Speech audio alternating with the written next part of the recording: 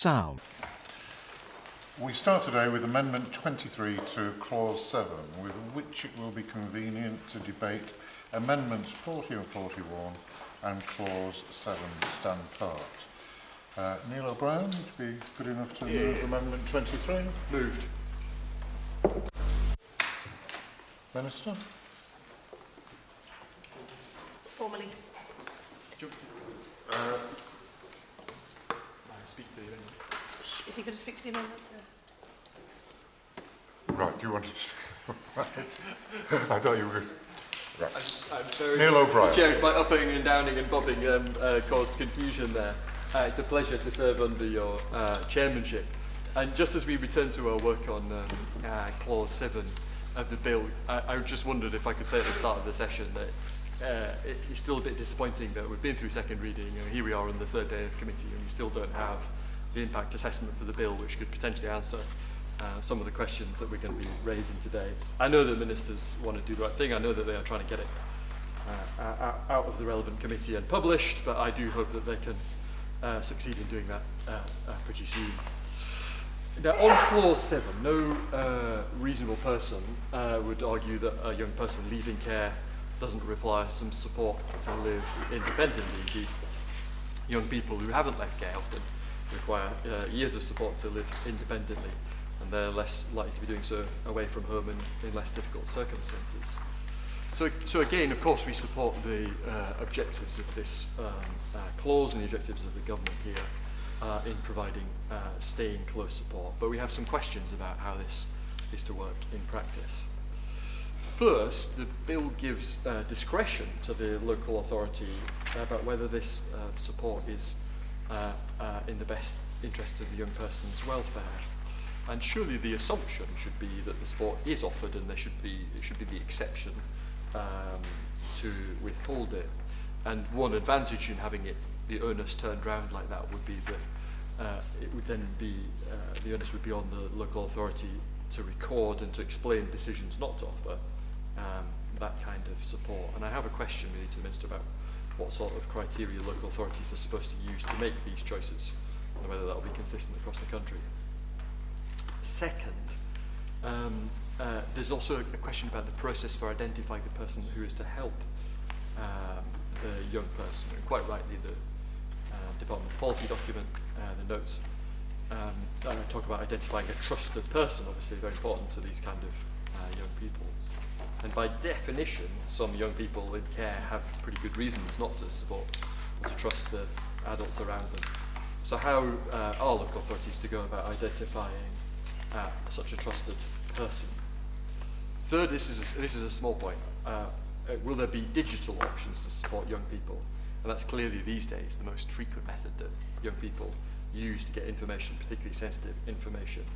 And it gives young people a choice of how and where they find their information, and just potentially sets up, there's an opportunity for some good practice here, set up a good way of communicating with their trusted person.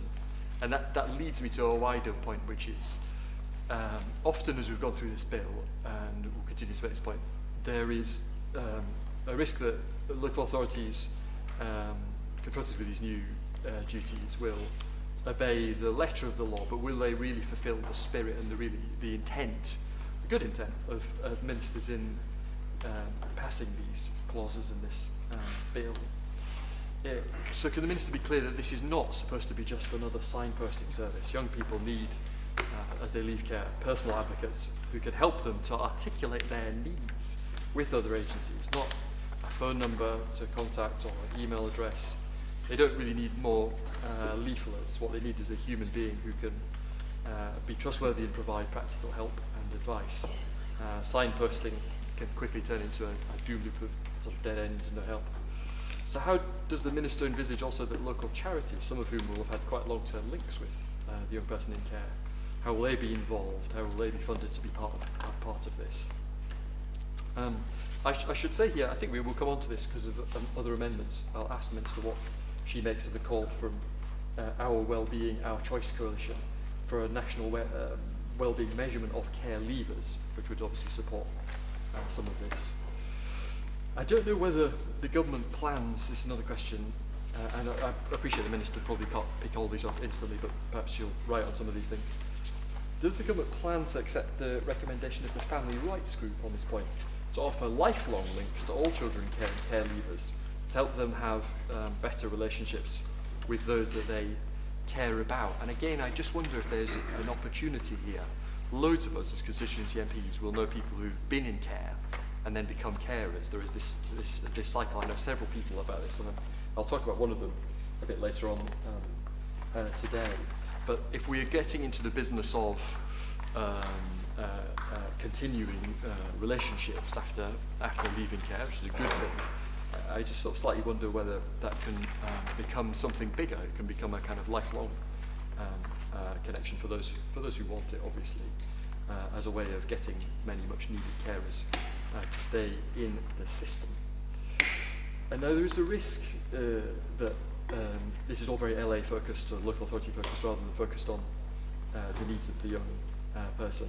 And so to turn to our amendment, again, Amendment 23 here, this is really just about making sure that the voice of the child is heard and making sure that we have the information that we need to allow for continuous improvement. It's a very light touch amendment, very light touch process.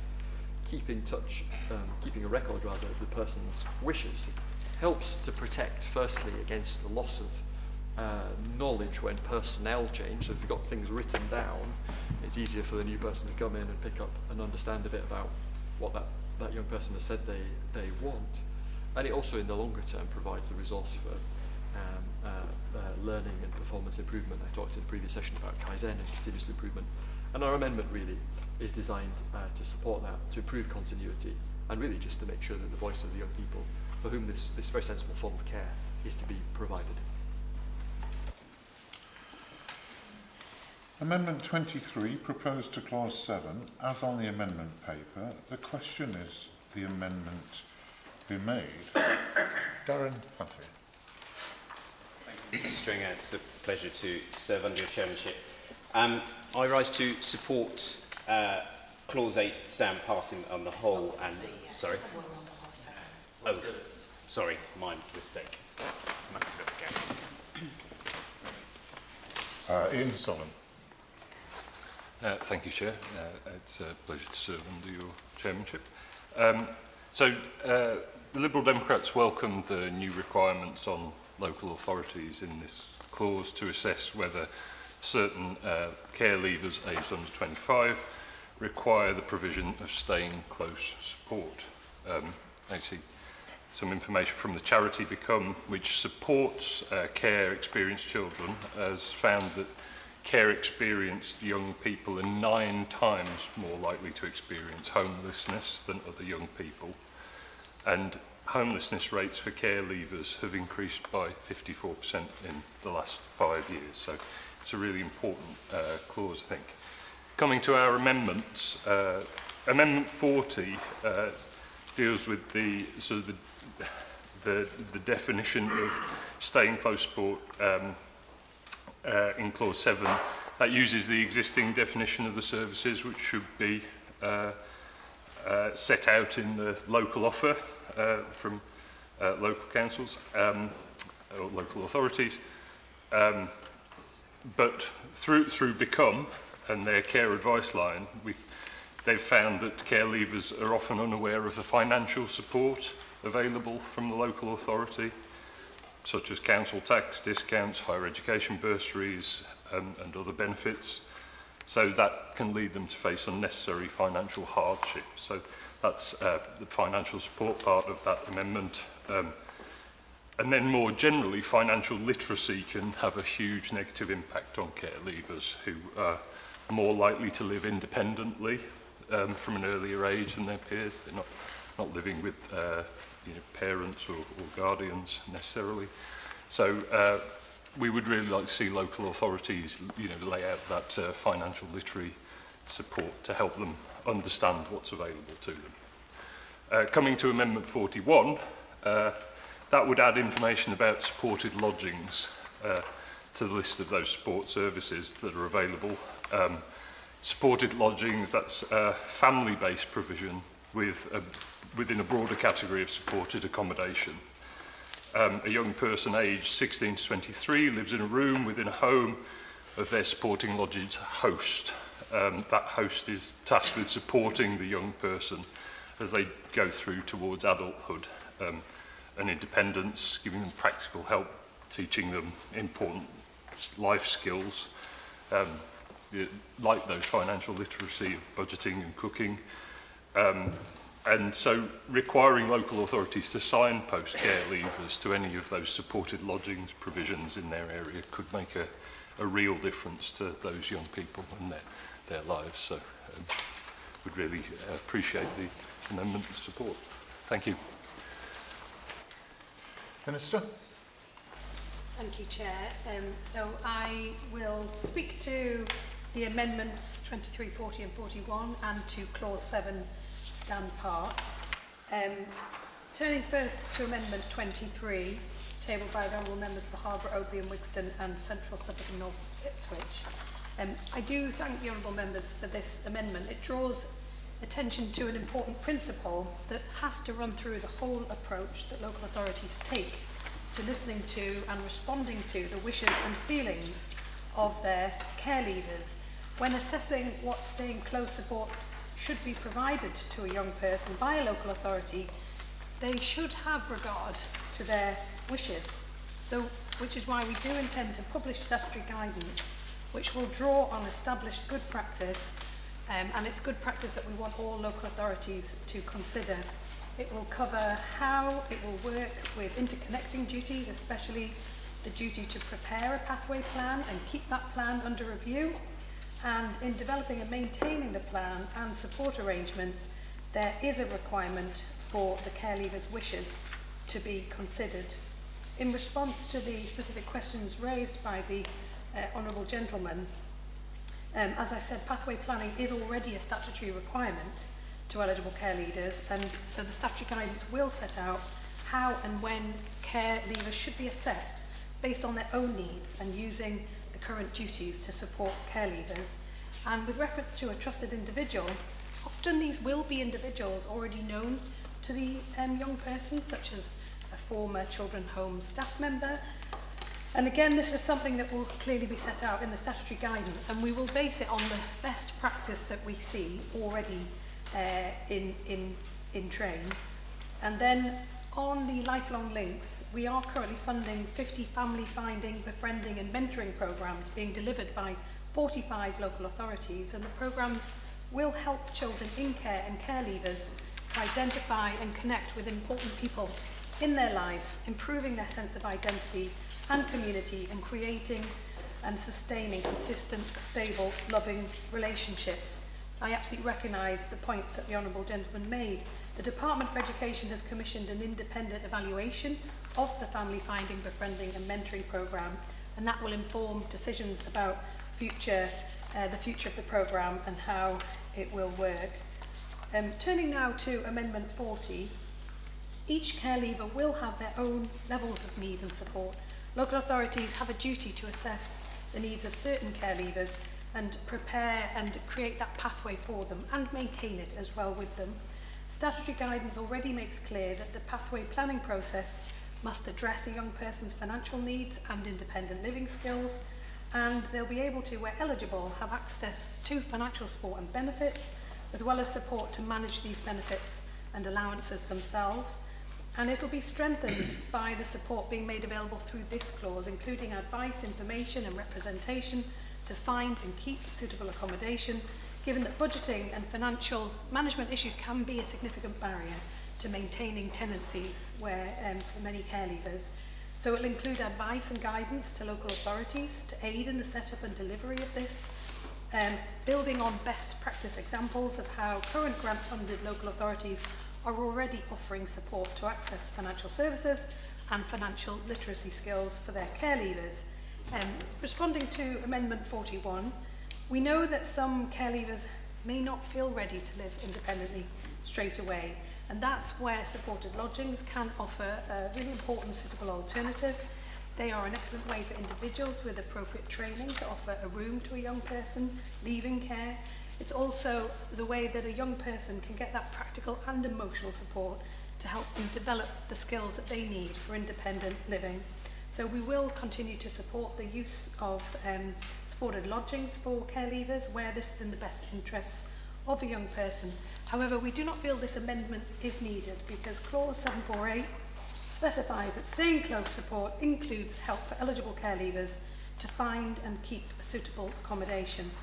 This will include support to find and keep supported lodgings where the young person and the local authority consider it appropriate. And so we will make this and suitable options absolutely clear in statutory guidance, building on the best practice for the current Staying Close programme. I thank the Minister very much for giving way on that point. It's good to hear that supported lodgings will be referenced in statutory guidance, because one of the things I heard from the charity Home for Good, who are very involved in setting up these networks of local authorities that provide supported lodgings, is that in some local authorities, money for supported lodgings is not able to be found because the local authority thinks fostering money can't be used for supported lodgings and they can't use staying close support. So real clarity that staying close support funding can be used for supported lodgings is really important to make this work. So I appreciate the Honourable Lady's interest in this matter, and obviously we will be producing the statutory guidance that makes all of this absolutely clear. And before I come to clause 7 stamp part, I just wanted to respond to an additional question that the Honourable Member for Harborough, Oakley and Wigston raised that I didn't respond to earlier. He raised the issue of digital options, which someone standing here using an iPad, I recognise the importance of that, and obviously for young people particularly. And the local authorities already work with a range of digital options to connect with their care leavers, and obviously we would certainly expect this to continue and good practice to continue to be developed and also set out in the statutory guidance as well. So turning to clause 7, it requires each local authority to consider whether the welfare of former relevant children up to the age of 25 requires staying close support. Where this support is identified as required, the authority must provide staying close support of whatever kind the authority considers appropriate, having regard to the extent to which that person's welfare requires it. Staying close support is to be provided for the purpose of helping the young person to find and keep suitable accommodation and to access services relating to health and well-being, relationships, education and training, employment and participating in society. The support can take the form of provision of advice, information and representation. It really does aim to help build the confidence and skills of care leavers that they need to be able to live independently. And the new duties placed on local authorities by this clause will not operate in isolation. They'll be part of the existing legislative framework which sets out the duties that every local authority already owes to its former children in care aged 18 to 25. This clause enhances and expands the arrangements for those children by supporting them to find long-term stable accommodation and access to essential wraparound services. The new statutory guidance will set out what the new requirements will mean for local authorities. It will draw on established good practice and, for example, the role of a trusted person to offer practical and emotional support for care leavers. So I hope on that basis I can rely on the committee's support for clause 7. Neil O'Brien. I'd like to move 23.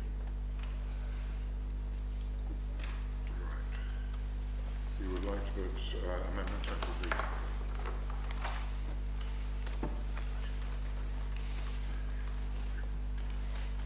Amendment 23 proposed to clause 7 as on the amendment paper. The question is that the amendment be made.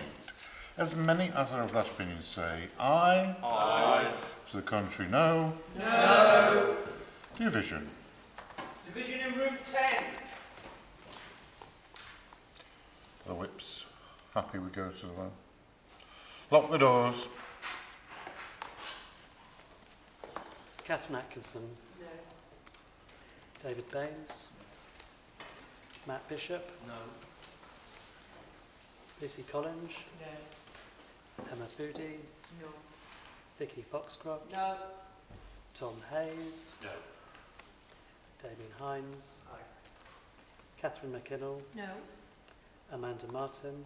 No. Stephen Morgan. No. Neil O'Brien. Aye. Darren Paffey. No. Ian Solomon. Aye. Patrick Spencer Aye. and Manira Wilson. Aye.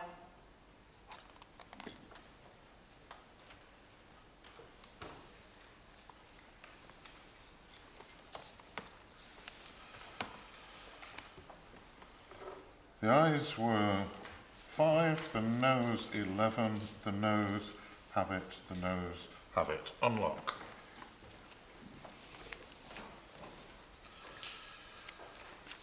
We now come to amendments 16, 40, 17 or 41, which have already been debated. Are there any?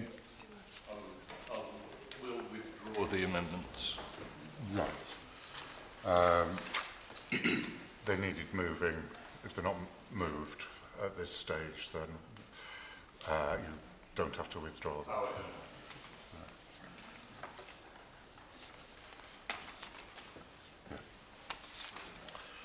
We now come to the question that clause 7 stand part of the bill. This has already been debated. The question is that clause 7 stand part of the bill. As many as are of that opinion say aye. Aye. Of the contrary, no. I think the ayes have it. The ayes have it. We now come to the question that clause 8 stand part of the bill, with which it will be convenient to debate new clause 40. The question is that clause 8 stand part of the bill. Minister.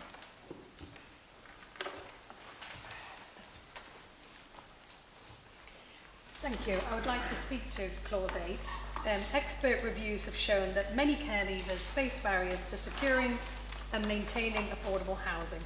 Too many young people end up in crisis and experiencing homelessness shortly after leaving care.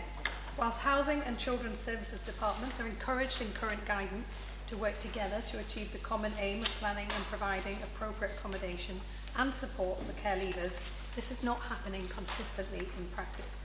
To enable better joined-up planning and support for care leavers, this clause will require local authorities to publish their plans, setting out how they will ensure a planned and supported transition between care and independent living for all care leavers.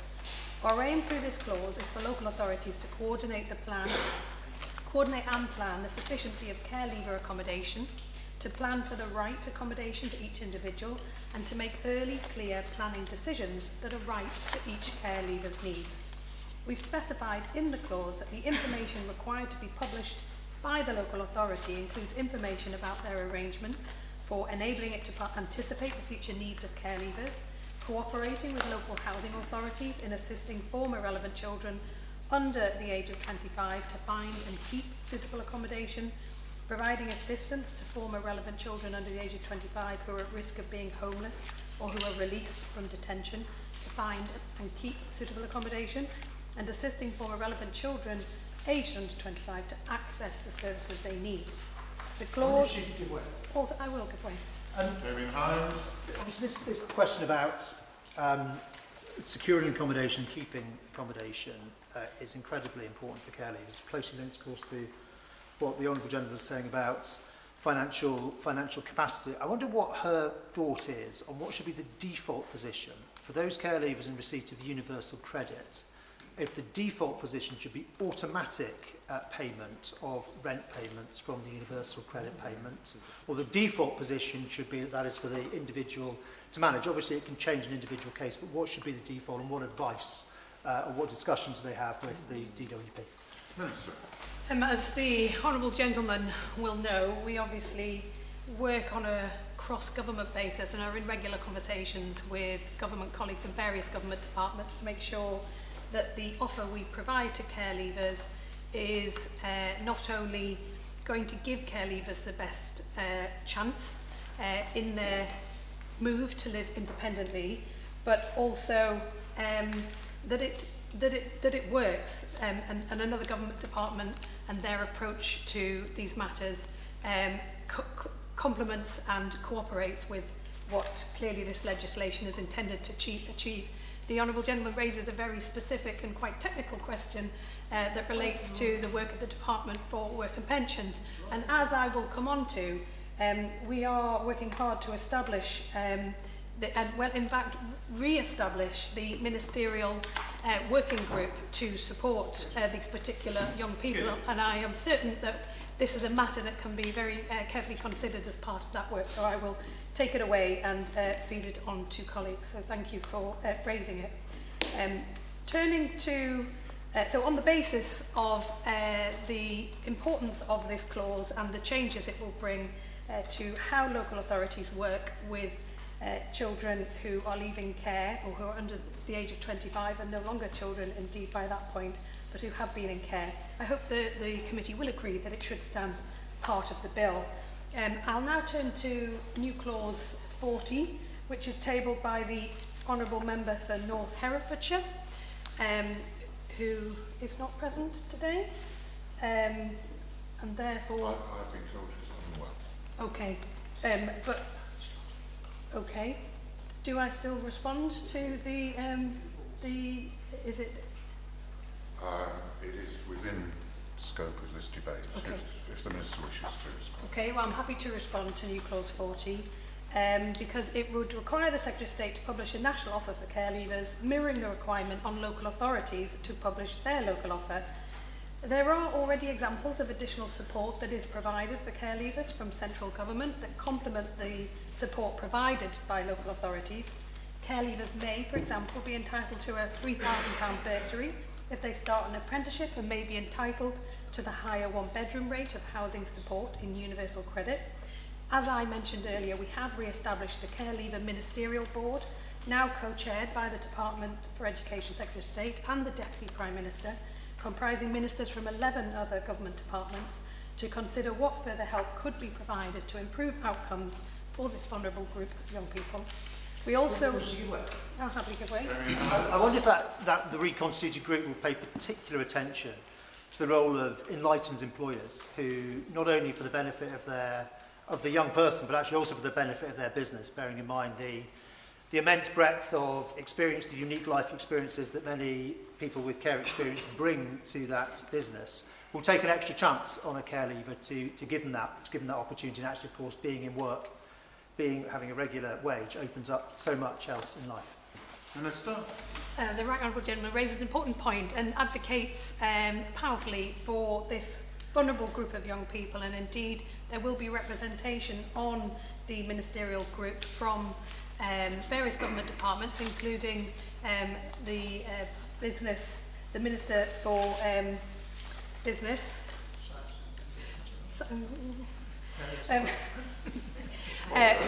Science, Innovation and Technology, who I'm sure will be, that will form part of the discussions, I am sure, as the purpose of the group is very much to give the best chance to care leavers, to this very vulnerable group of young people, and make sure as a government we are working collaboratively to ensure that is effective. We also recognise how important it is that care leavers have clear information about the help and support they are entitled to, both from their local authority and central government departments. We're therefore reviewing our published information to ensure that it is accessible and clear, that care leavers can quickly and easily understand and access all the support that they are entitled to. And once that review has concluded, we will consider how best to publish this information. Therefore, I would ask the Honourable Lady to withdraw her amendment and would urge the committee to support Clause 8 stands part of this bill. Neil O'Brien?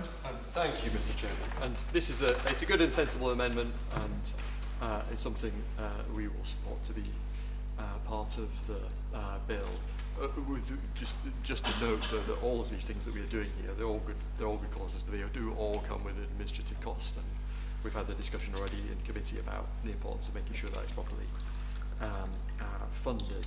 And I just wanted to press the Minister for a few more insights on clause 8. As we read it, there's obviously a list of things here that the local authority must publish. They must anticipate the needs of care leavers, talking about how they will cooperate with housing authorities, how they will provide accommodation for those under 25, and so on. This is all good stuff. And the discussion that we've just had sort of prefigured the question that I wanted to ask, which is really about cooperation with national bodies. So the clause is quite focused on cooperation between local bodies in drawing up a clear offer. That's a good thing. obviously some of those housing associations are quite national bodies these days. But in our Keeping Children Safe, Helping Families Thrive policy paper published a while back, the government set out an intention to extend corporate parenting responsibilities to government departments and other public bodies, with a list of corporate parents named in legislation following agreement from other government departments. And the previous government, when we were in, also said that we intended to legislate to extend corporate parenting responsibilities more broadly. And so I wondered about that connection up to the national. We've already had one, I thought, excellent, a very canny policy idea from my right honourable friend about setting the default for care leavers about how their housing payments are made. The minister's raised a good point about bursaries and making sure that care leavers are clear about what is available to them on that front. But there's a whole host of other opportunities to write into some of these. I wonder if you might also comment on the particular situation of those young people from care who go on to university. And of course, the vast majority of people who are in higher education come the holidays, go home. And for those children who have been in care, the situation is very different. There are some, again, some very enlightened universities. One actually in my own county, the University of Winchester, does some very good work in this regard. But I wonder if he might expand a little on how those young people in higher education can be supported with the offer. Neil O'Brien. It's an excellent point and another example of exactly what we're talking about. So, in one sense, I sort of regret not having an amendment to specifically have another paragraph here on as it were, the local offer from national organisations. On the other hand, it's pretty clear that the Minister is very interested in this question and will is pursuing it. But anyway, I do wonder, as it goes through the Lords, whether there is even scope to just write that into the bill.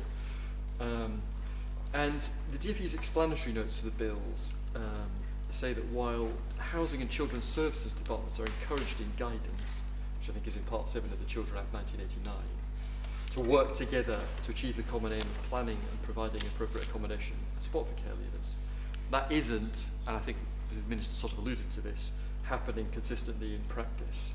So my question to the Minister is, what do we know about from current practice about where this doesn't happen and why not? It seems like a sort of obvious thing that every well-intentioned social worker, every person who works with care leavers would want to do.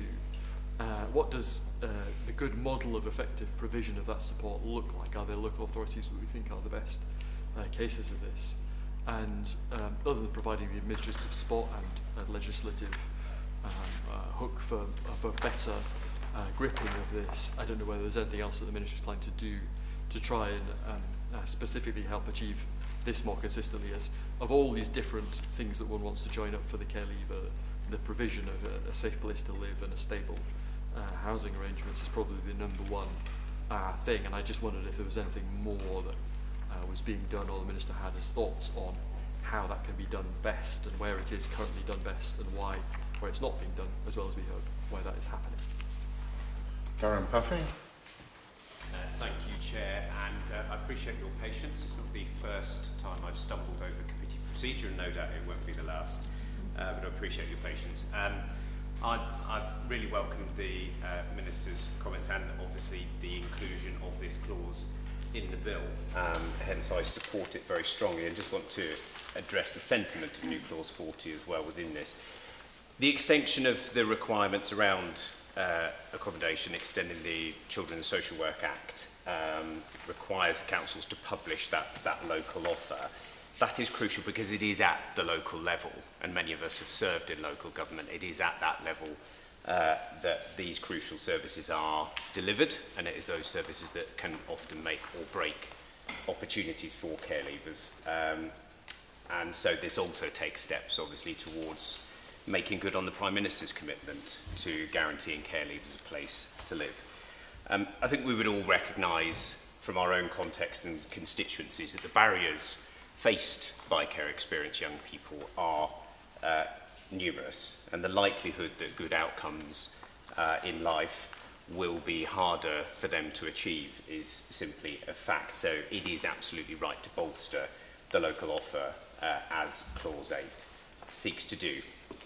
and the new provisions will further strengthen what many local authorities, like my own in Southampton, have begun to do for a number of years. So as the member for East Hampshire has alluded to, there are measures of good practice around local councils that we ought to be bringing into now this standardisation of the offer.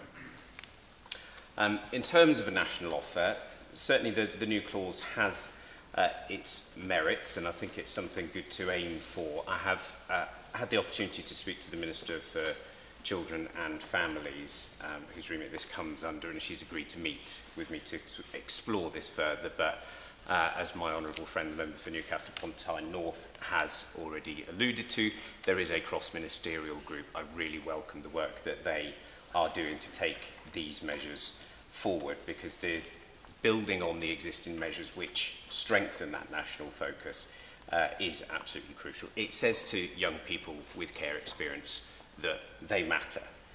I've worked very closely with young people in care over the years, and I know that too many of them feel let down by the systems that are there to protect them.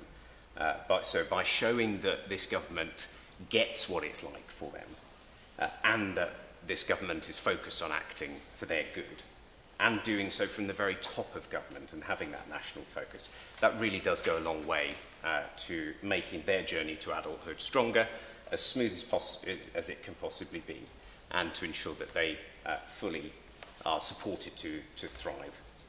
So again, I welcome the Minister's comments and further assurances around the work that is taking place. I would say from personal experience that we should be doing everything both within this bill and beyond to try and move that dial for care experienced young people even more, so that we can reduce those gaps in educational attainment, we can reduce the gaps in employment, in training, in the quality of housing they have, and their general success as they move from care into adulthood. So I'd really welcome further discussions beyond the bill on how we can build on the excellent measures in Clause 8. As someone who grew up in care myself, I want every action of this bill to break down the barriers that care experienced young people face. That's one thing that I personally committed to when I was elected to this place, and hence I fully support this clause, the wider action that the government is taking, and the further assurances that we've heard this morning that these measures are the start, not the limit of the government's ambitions. Ian Solomon. Oh. I'm sorry. I thought the honourable members. Tom Hayes. Thank you, Chair. I wish to speak in favour of Clause 8, not the new clause. Is this the appropriate point? I see nodding, in which case I will begin. It's a pleasure to serve under your chair, and it's an honour to follow my honourable friend, who's a powerful champion for care experienced people, speaking from his own personal experience, and the fact my office roommate helps. For me, I want care leavers to reach their potential and to be active members of society in Bournemouth and Britain. I want them to have the same opportunities in life as other young adults. As young people in care approach adulthood, they need to be supported to think about and plan their future, such as where they will live, what support they may need to find accommodation, employment, and take part in their communities. But as my honourable friend for Southampton Itchen was just explaining, so many care experienced people are held back, and in looking at some of the statistics, they truly are startling and appalling. The National Audit Office's report, Care Leavers Transition to Adulthood, identified poorer life outcomes for care leavers as a long-standing problem, with a likely high public cost, including in mental health, employment, education, policing and justice services. The Department for Education's 2016 Keep On Caring policy paper said that care leavers generally experience worse outcomes than their peers across a number of areas. And here are the statistics. It is estimated that 26% of the homeless population have care experience. 24% of the prison population in England have spent time in care. 41% of 19 to 21-year-old care leavers are not in education, employment or training, compared with 12% of all other young people in the same age group. And adults who spent time in care between 1971 and 2001 were 70% more likely to die prematurely than those who did not. It is no wonder that the independent review of social care described the disadvantage faced by the care experience community as the civil rights issue of our time. And in reading those statistics and in reading that report again, I'm struck by just how much of a privilege and honour we have in this committee to be contributing to the work of this bill so early on in the life of this Parliament. And that's why I particularly welcome this clause. It is a care leaver-led change. It responds directly to the voices of care experienced people and care leavers. And while we are talking about Clause 8, I also briefly want to, as my honourable friend from Southampton Itchen did, dwell on the good practice that does exist in local government, particularly in my patch of Bournemouth, where BCP Council has done a couple of things to respond to, work alongside and listen to care leavers and care experienced people, be it the 333 Care Leavers Hub in Bournemouth, which is a safe space for care leavers to visit and relax that's focused around well-being and learning, helping to teach people practical skills from cooking to budgeting, whether it be the fact that care experienced young people will take part in recruitment of social workers, sitting on interview panels to make sure that potential social workers have the necessary skills to support care experienced people. There is good practice in our country, but we also know that this good practice is not consistently across our country.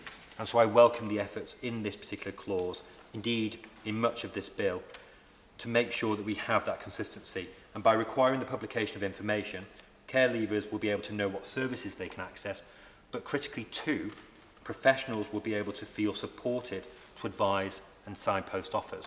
And actually, when professionals do have huge demands on their time, when they themselves have significant struggles in the delivery of their support, having that additional support to them will be really, really critical. So I commend this clause because it's a care leaver-centred approach, it's a pragmatic approach, and frankly, it's a much-needed approach. Minister?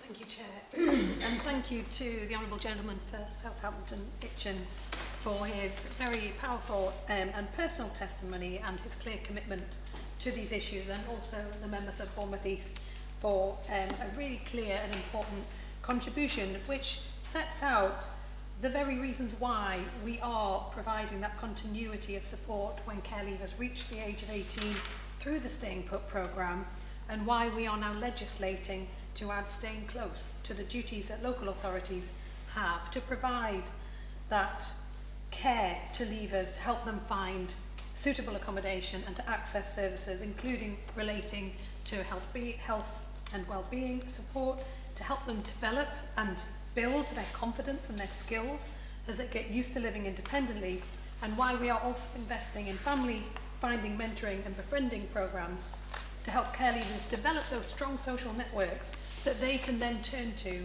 when they need advice and support. And as honourable members have rightly referenced, it's really important that care leavers are supported to get into education, employment or training, and as the Right Honourable Gentleman for East Hampshire clearly referenced as well, which is why care leavers who start an apprenticeship may be entitled to a £3,000 bursary.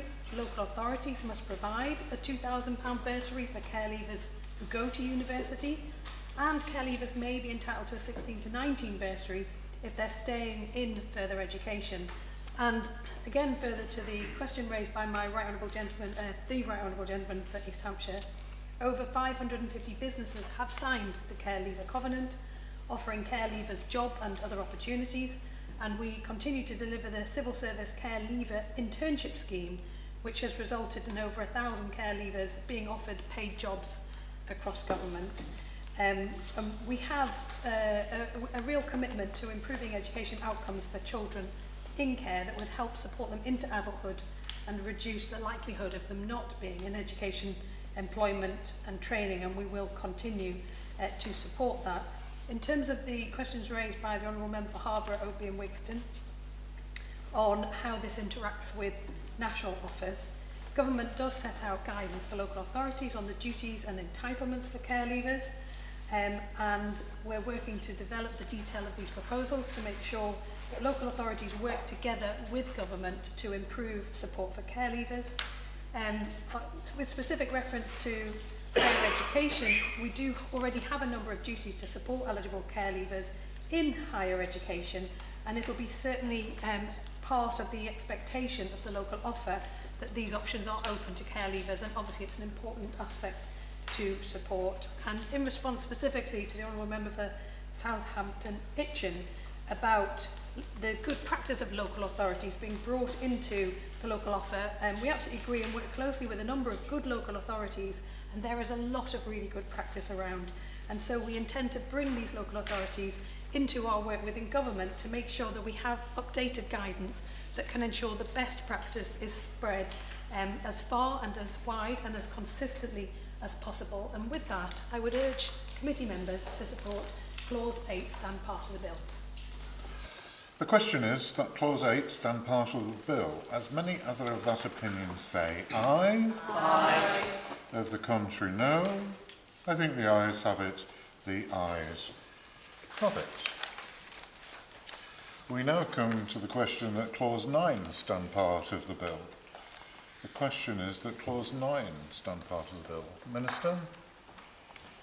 Thank you, Chair. It is a pleasure to serve under your chairmanship, and I look forward to working through the measures of the bill with all members on a landmark piece of legislation and in the spirit in which we have so far. I rise to speak to Clause 9. The children's social care market is not working effectively. The Competition and Markets Authority and Independent Care Review recommended a regional approach to planning and commissioning children's care places. And my department will support local authorities to increase the number of regional care cooperatives over time. As members will have noted, the legislation refers to these as regional cooperation arrangements. And as a last resort, this legislation would give the Secretary of State the power to direct local authorities to establish regional cooperation arrangements. Where a direction is in place, regions will be required to analyse future accommodation needs for children, publish sufficiency strategies, commission care places for children, recruit and support foster parents, and develop or facilitate the development of new provision to accommodate children. We expect regional care cooperatives to gain economies of scale and harness the collective buying power of individual local authorities. Chair, I hope the committee agrees to this clause should stand part of the bill. Neil O'Brien. Thank you, Mr. Chairman. Now, regional cooperation was something that the last government was extremely enthusiastic about and working to build up. So the Minister won't be surprised to hear me say that we obviously support this clause.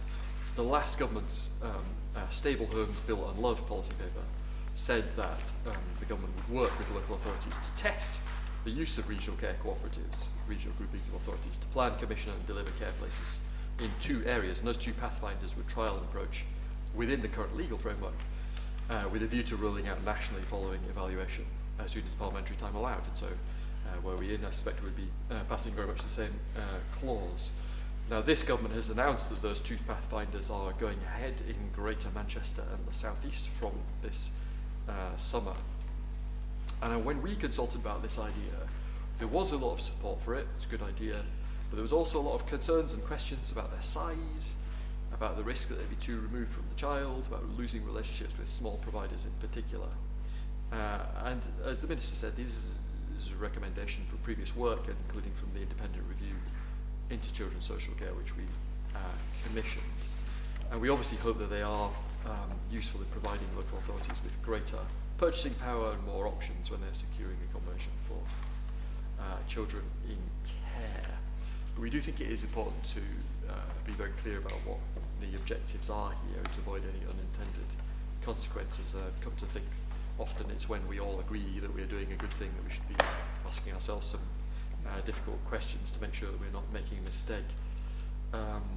The key issue in the children's home market, and I put that in scare quotes because I do hesitate to use that word in the current context, is a lack of supply. And that's leading to children being placed far away from their roots and support networks, placed in accommodation that doesn't always meet their care plan, and then we see children going missing, having repeated placement moves. So I wondered if I could get the Minister to put on record for the committee what the aims are exactly for the regional care cooperatives, other than the purchasing power issue, how they will address other issues as well. And I wonder if you would respond to some specific issues that have been raised as part of our consultation. And one was this point about making it harder for smaller providers and specialist charities to engage with those regional care cooperatives. They're obviously part of the offer for children in care at the moment, and what does the Minister think about that risk, and what does he plan to do about it? And does he also share the concern raised by Bernardo, is that this could inadvertently lead to greater fragmentation in the systems by separating decisions about the commissioning of placements from decisions about the commissioning of family support? I thought it was a thoughtful question from Bernardo's, and so I wondered what the Minister is doing to avoid that being a problem. We're all positive about regional care cooperatives here, but I also wanted just to ask the Minister if there are any lessons from the build-up to those two pilots that we were proposing. Has that identified any other issues that the Minister is seized of and planning to address, even as we do what we all agree is a good thing? Harry Wilson. Thank you very much, Mr. Stringer. It's a pleasure to serve under your chairmanship this morning. I just wanted to ask the Minister a couple of questions that I hope he'll be able to address when he responds with regards to this particular clause, Clause 9, which we support the intent of. I would just like to understand what safeguards will be put in place, or what guidance will be put in place to ensure that children in care in these areas where these regional cooperatives are active are not ending up inadvertently quite far away from their families. We know already that about a fifth of children in care are being placed over 20 miles away from their family. Almost half are living outside of their local authority area. Now, there will be some cases where this is an important measure for safeguarding reasons for actually a child to be moved reasonably far away, but often that's not the case. And I know from having spoken myself to care experience young people and to the charity Become, that has done quite a lot of research into the impact of children being moved far away from their home, that this can impact on their mental health. They feel isolated and lonely, moved away far from family and friends, which can cause stigma in the school or college environment. So I'd like to understand how the Minister intends to ensure that young people don't end up being moved further away than they need to be when these regional cooperatives are in place. Damien Hines. Thank you very much, Mr. Stringer. And again, as colleagues said, we support this approach. It is the approach we were taking. But it's also true that when everybody agrees on something, that's usually the point of most danger for bad law. So it's very important that we have these committee proceedings and proper scrutiny. I was personally never quite so keen on the name when people used to talk about regional cooperatives, although I don't think the word cooperative actually appears in the text of the bill. And you can, of course, have cooperation without having a cooperative. And I think what this legislation is actually about is about regional cooperation arrangements. And I know there are three different types of cooperation arrangements there might be. First, to carry out strategic accommodation functions jointly between two different local authorities. Secondly, for one to carry out the duties on behalf of all. Or third, to create a corporate body, effectively a separate organisation to do this. And I imagine that colleagues opposite may have different views depending on which of those three particular forms these arrangements take. I wonder if ministers might say a word about which of those three they expect to be most common. No doubt there have already been, as well as the pilots, there will already have been conversations, formal and informal, with local authority leaders in children's services in many different areas. I also just keen to know how this is necessarily different from some arrangements that may already take place. So, for example, the tri-borough children's services arrangements in this city, in London, between, I'll try and get this right, between Westminster, Kensington and Chelsea, and Hammersmith and Fulham, where there is, as the name suggests, tri-borough children's services.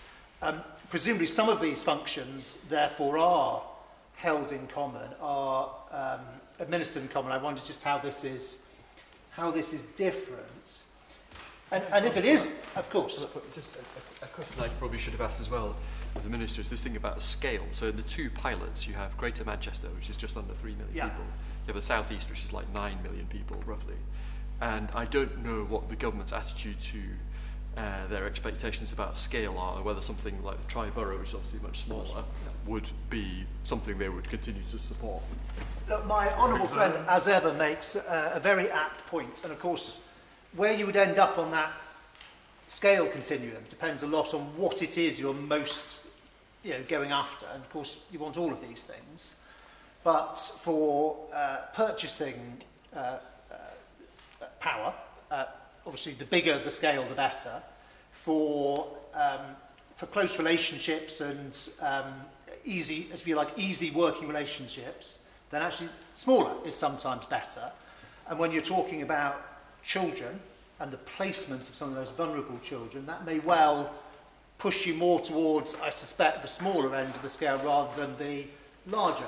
But again, maybe it's possible to perform different functions at different levels. So you can imagine still performing some levels at the individual local authority level, although even then, and my honourable friend makes this point often quite rightly, there is an enormous difference in scale between, for example, London local authorities, which are actually quite small, even though they're in our largest city, and Birmingham, which is one enormous authority. And you might argue that doing some things at the sub-local authority level makes sense in a very large local authority area. But, as I say, it may be possible to do some things at single local authority, some things at a larger, wider level, and some things, again, presumably, principally, in terms of purchasing leverage, on that wider scale again.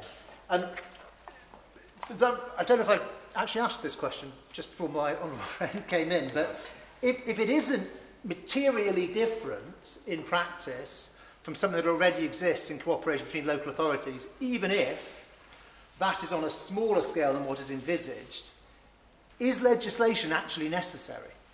Because if it isn't, then we probably shouldn't legislate. And I'd just like to understand a bit more about what is the legislative basis that is currently missing.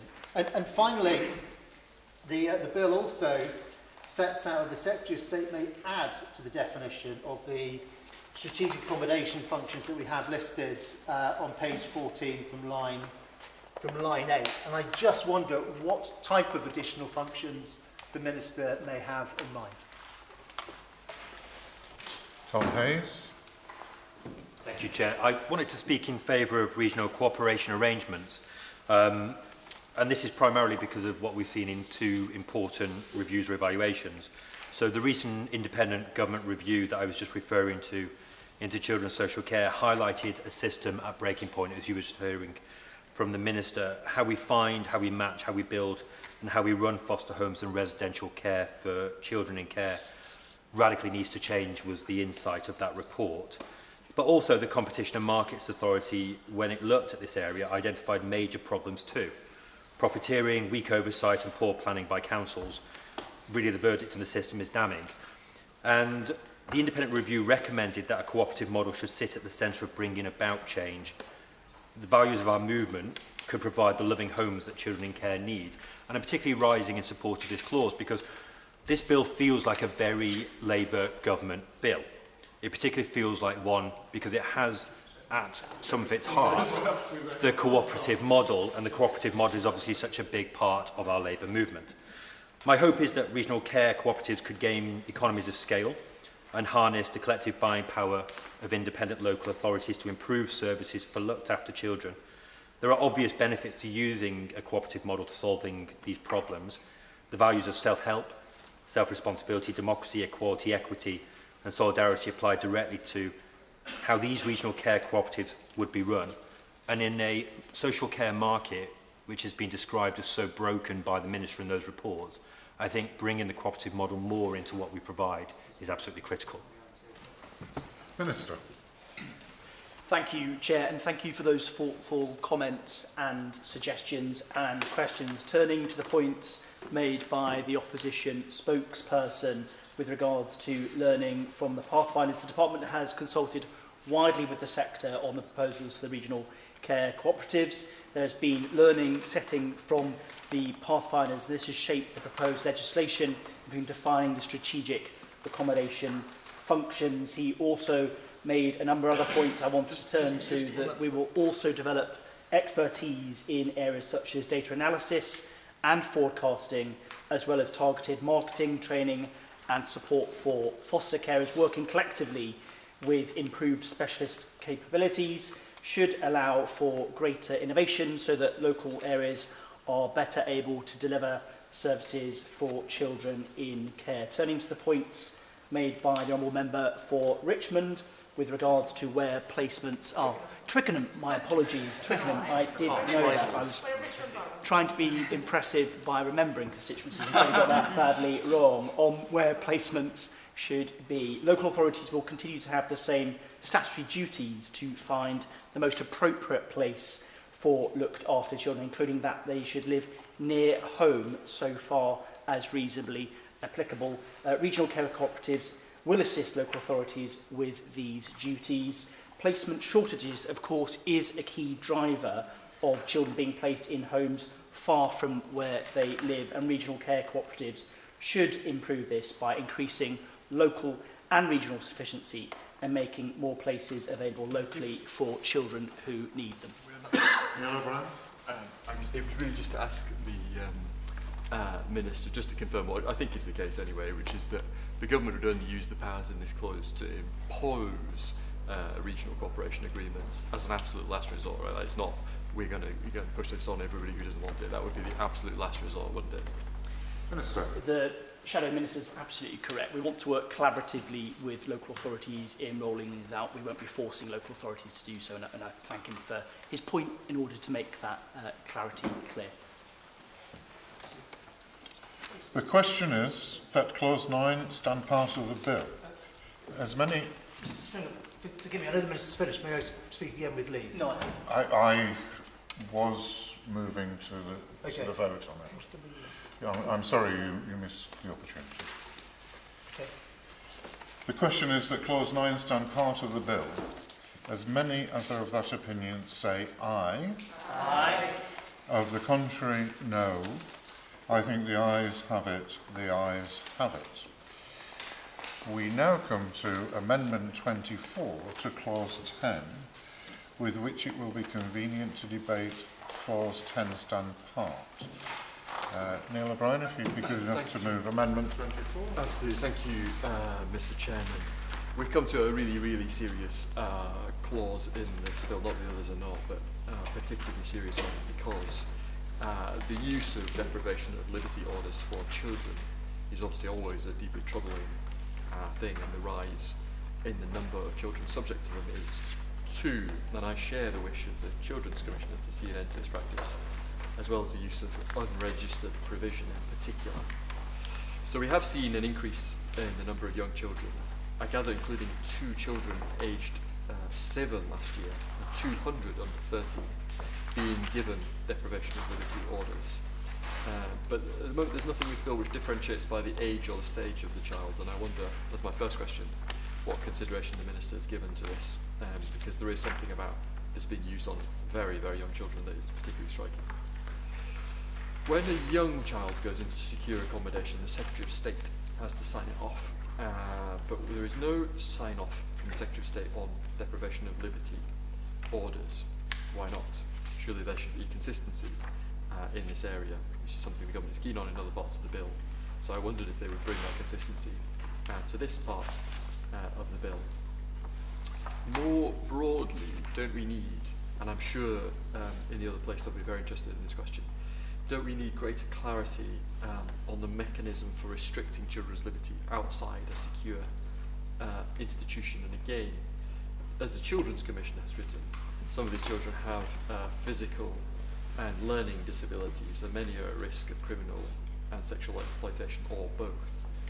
So will the Minister act on the Children's Commissioner's recommendation and introduce a proper legal framework and guidance around this?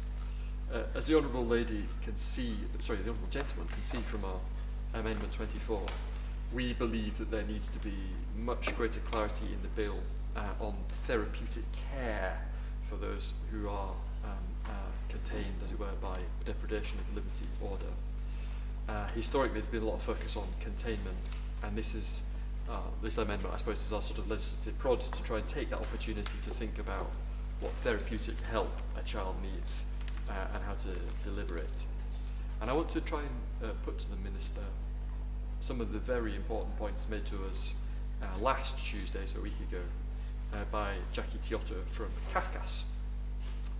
And she welcomed a lot of the provisions here, but she said this was at present, as drafted at the moment, she said, a missed opportunity to deal with the arrangements around deprivation and get some better, stronger regulations could be made for these children who, let us face it, are actually being secured or deprived of their liberty. And she, Jackie Tiotto, raised some quite specific points, which I'll put to the Minister now. She said, our data shows that 20% of these children are aged 13 or under. Currently, if a local authority applies for a place in a secure unit for a child aged 13 or under, the Secretary of State for Education has to approve that application. I think an assumption is made in the bill that strength would remain in the amendment. We need to make it clear that for all applications for 13 and unders into places where they will be deprived, the Secretary of State should still approve.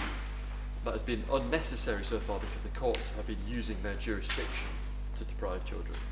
This clause will remove that and make the accommodation usable legally, but we need to ensure that for young children it comes back. What she means by it is that the Secretary of State sign off, I think. So will ministers amend that in? They don't necessarily need to say one way or another. Today I'd be grateful if they would write on this point, but at some point as it passes through Parliament I hope the ministers will reply to that quite specific point about Secretary of State sign off. And the head of Kafkas also said, for those young children, the review of their deprivation should be stipulated, the review of their deprivation should be stipulated in terms of how regularly that deprivation is reviewed. For a 10-year-old deprived of their liberty, a week is a long time. So I thought it was a good point. The children who we work with say that they do not know what they have to do to be not deprived of their liberty. Very young children will be confused. So the frequency of review, I think, becomes more regular if you are younger. Again, I thought a really specific, on-topic, on-point suggestion from someone who really knows their stuff.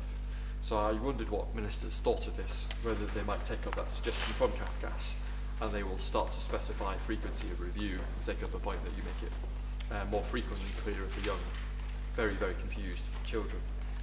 And she also said, this is another specific point, and so specific it's worth me reading out what she said. The Department for Education should definitely consider what has happened to the child before the deprivation application is made. From our data, only 7% of those children were the subject of child protection plans. So it is hard to imagine going from being not protected by a statutory child protection plan to being caught where they might deprive you. The relationship between child protection and deprivation needs strengthening. And she suggested to that end that, and I quote, as soon as the child becomes the subject of a concern such that you might be making an application to deprive, you hold a child protection conference and you have a plan in place to protect that child beyond the deprivation. Is this something that ministers would be happy to specify? What do they think of that argument? Now, moving on, the bill also leaves a lot to be specified in regulations. In the DfE's notes on the bill, we are told that any specific requirements for the new accommodation will be included in regulations that will be informed by learnings from pilots, specifically testing the sort of accommodation and the cohorts of children that local authorities are looking to place in this alternative accommodation using these new powers. And can I ask the Minister what learnings, what experience has been gained from those pilots, what has been shared with the Department so far, and when does he expect the Department will be in a position to develop the more detailed requirements for the regulations? Is this something we're likely to see this year, assuming RA, or is it something that is a bit further away? And last but not least, there is a connection here between the issues that we're talking about regarding this clause and some of the issues that we will come on to in clauses 11 to 17. In her evidence to the Bill Committee, the Children's Commissioner notes that in the Children's Commissioner's report, Illegal Children's Home, the office found that of 775 children living in unregistered placements on the 1st of September 2024, almost a third, 31%, were subject to a court-ordered deprivation of liberty order. And she, the Children's Commissioner, says, the placement of these highly vulnerable children in wholly illegal settings is deeply concerning. And so again, I wonder whether the Minister would pick up this point either by amending this clause or potentially by amending later clauses. So just to recap on the questions for the benefit of the Minister, we have the suggestion that we take over the powers, the requirement for the Secretary of State to approve for the children aged 13 or under. The suggestion from CAFCAS that we write into the bill review and specify that is more frequent for younger children. We have this question about automatically always having a child protection plan for when they leave the deprivation, and then from the Children's Commissioner, where we have this call for action on the large proportion of children on deprivation of liberty orders currently being placed into illegal settings. So effectively sort of 4 different questions being put to us by the expert community. Amendment 24 proposed to clause 10 as on the amendment paper. The question is that the amendment be made. Damien Hines. Thank you very much, Mr. Stringer. Clause 10 amends the Children's Act 1989 such that local authorities can authorise deprivation of liberty of children other than only in a secure children's home, and changes the term restricting liberty to depriving of liberty. Now, in the secure children's home sector, there's a distinction which is often made between what are called justice beds and welfare beds. There are also, of course, children detained under the Mental Health Act on secure mental health wards and psychiatric intensive care units, or on non-secure wards. And I'm assuming here that we are talking today only about what are known as welfare beds. I say beds. I think normally the entire facility is one or the other. Just on justice beds, though, if I may, for a moment, there has been a big fall in this country since 2010 on the number of children who are locked up in the criminal justice system, down from about 2,000 in 2010 down to now only around 500. And that's partly been, of course, because of a fall in crime, and particularly types of crime for which young people used to be locked up, but also the good work of what are called YOTs, youth offending teams. Of course, most of these children are older children and would typically be in a YOI, young offenders institution, at age 15 to 17, or indeed at 18 to 21. But those who are in the secure children's home sector, and it is a very small group of children, obviously is a very, very difficult cohort, very troubled youngsters with very complex pasts. And I just wanted to take a moment to pay tribute to the staff. It's an extraordinary career decision actually to make, to go into that line of work, and they do so with amazing dedication.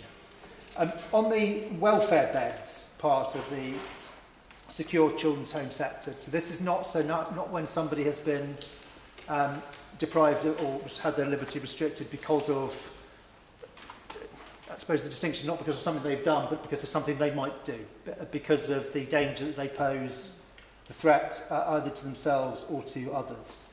It is obviously an enormous decision to take to deprive anybody of their liberty on those grounds, but particularly for a child. And as with those children in the criminal justice part of the secure children's home sector, these are typically extremely troubled children. My principal question to the Minister is, on this change in clause 10 to allow local authorities to house these children somewhat other than a secure children's home, the obvious question is what that's different, and why you would, rather than saying, well, we need to make sure that a secure children's home is properly catering to the needs of this cohort of children. Why? And I'm not saying it's the wrong decision, by the way. I'm just interested to know, and I think it's good to have it on the record, why it is a better decision to say, let's take some or all of those children and house them in a different type of facility. So what does the Minister, the Secretary of State, have in mind for the alternative accommodation that would be set out in regulations? And for the benefit of the committee, and again for the benefit of the record, it might also be helpful in defining what it is that's different. You might also say a word about what a secure children's home is, what the definition is of what it is that we seek or need to deviate from. And finally, my other question is about this change in phraseology. So we're talking about moving from restricting liberty to depriving of liberty. And I understand from the explanatory notes this is trying to reflect what is the reality.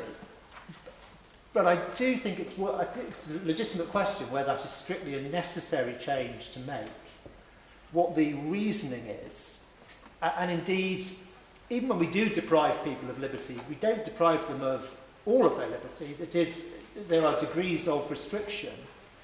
And I wonder in future, and we have this as a feature, of course, in the criminal justice system, and of course, this is a different cohort of children, but some of the same principles may apply, that sometimes you can get a lot of the benefit that you're looking for from restricting someone's liberty rather than necessarily entirely depriving them of their liberty through different arrangements. I just wonder if the Minister might say a word about that distinction and if the government have received representations on that change in wording. Ian Solon. Thank you. So, my understanding is that this change is required to deal with a bit of a trend of children being deprived of their liberty outside of the statutory route in obviously unsuitable accommodation, not registered with Ofsted, often far from home and family. But as I think partly addressed in the questions by the member for Harborough, Oadby and Wigston. The success of this will really depend on the regulations. What actually makes a setting capable of being used for deprivation of liberty? Will they have a requirement to, with respect to education in that setting, will they need to be registered with Ofsted? It's not entirely clear. So, would echo again, when will those regulations in relation to this provision actually be brought forward? And is it the intention that it will mirror the scheme for the secure accommodation? And just one other observation is that the law around the deprivation of liberty is incredibly complex, and without proper legal advice and representation, it's very, very hard for families to understand what's going on, what's happening and what options they have. Now, it's not clear yet what legal aid will be available to families and even child themselves when an application is made under this new route. So could the Minister clarify what will be available with respect to legal aid, or put a timetable on when we get that clarification? Thank you.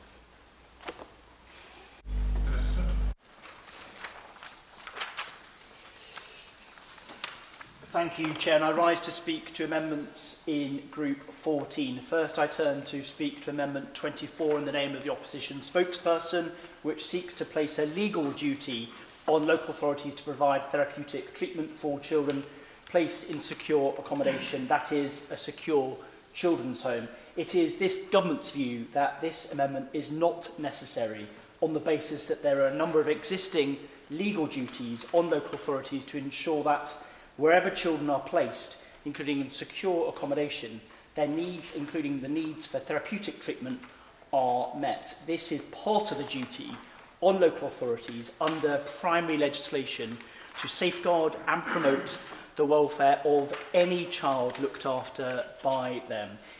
Any placement decision for a looked after child must be informed by the care plan, which a local authority is required to prepare for all looked after children.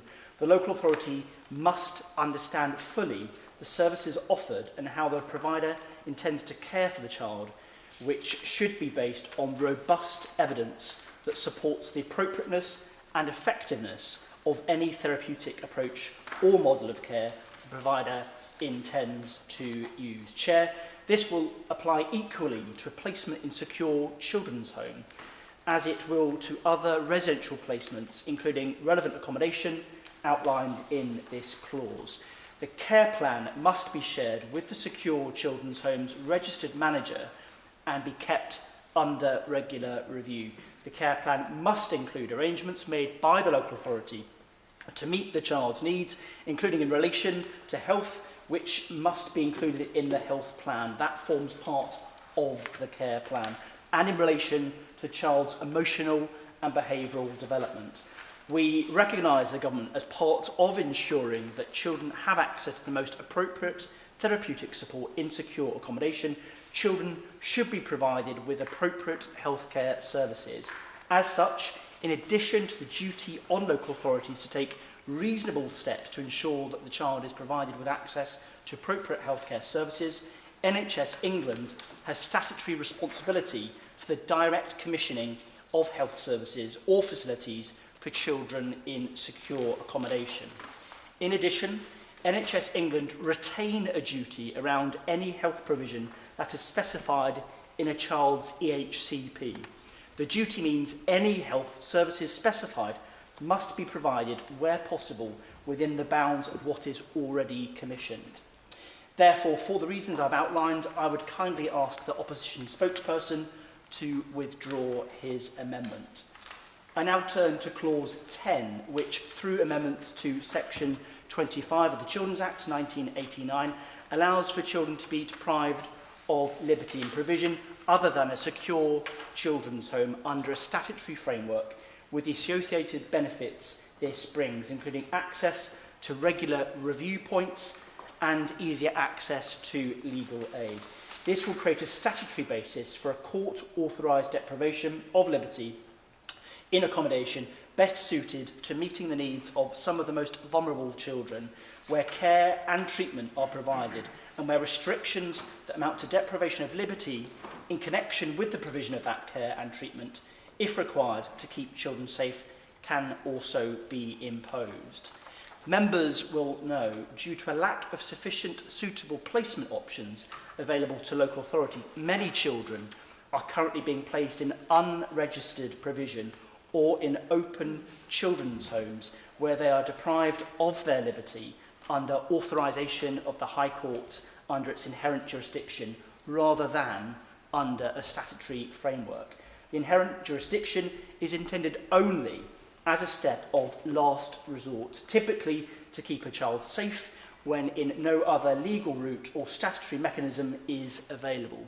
Its routine use is therefore problematic and reflective of a lack of provision designed to meet all the needs of a small but growing cohort of children looked after by local authorities. Now, this change to legislation is being made in conjunction with a range of practical steps we are taking as a government to support the growth of new types of community-based provision needed for this vulnerable cohort of children.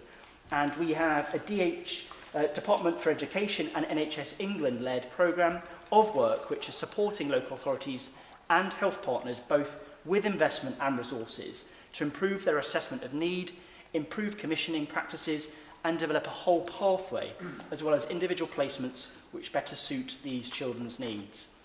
Clause 10, if enacted, will allow for children to be placed in such new types of placements which provide suitable care and treatment and which are also capable of imposing varying restrictions on children's liberty linked to their fluctuating needs.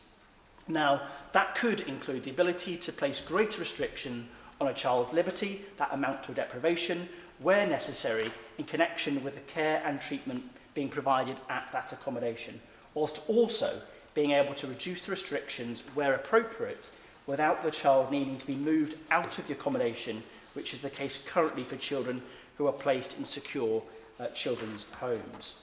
Children can therefore maintain community links, practitioners can develop long-term and appropriate pathways, and children will benefit from access to skilled, multidisciplinary workforce that can provide them for the long term. We anticipate that this measure will reduce the use of deprivation of liberty orders applied for under the High Court's inherent jurisdiction and ensure children benefit from protections afforded by a statutory scheme with a framework of clear safeguards and mandatory review points to ensure no child is deprived of their liberty longer than necessary.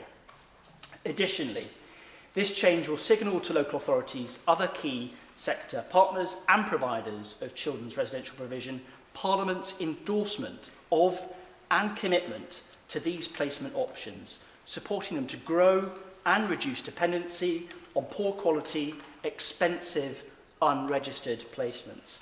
This will ensure some of the most vulnerable children are kept safe and given the support to get on well in life, improving, I'll just finish this particular point, improving their lived experience by ensuring there is appropriate support, including with community links, health access, etc., to assist them to develop to their full potential. I will give way. I thank the Minister for giving way, and I'm grateful for his speech, which is very informative as well. I just wanted to press him because I can see the shortening of the number of pages, just to respond to these specific points made by Kath Castle, the Children's Commissioner.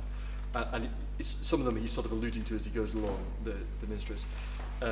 The first is about requiring the explicit Secretary of State approval before this happens.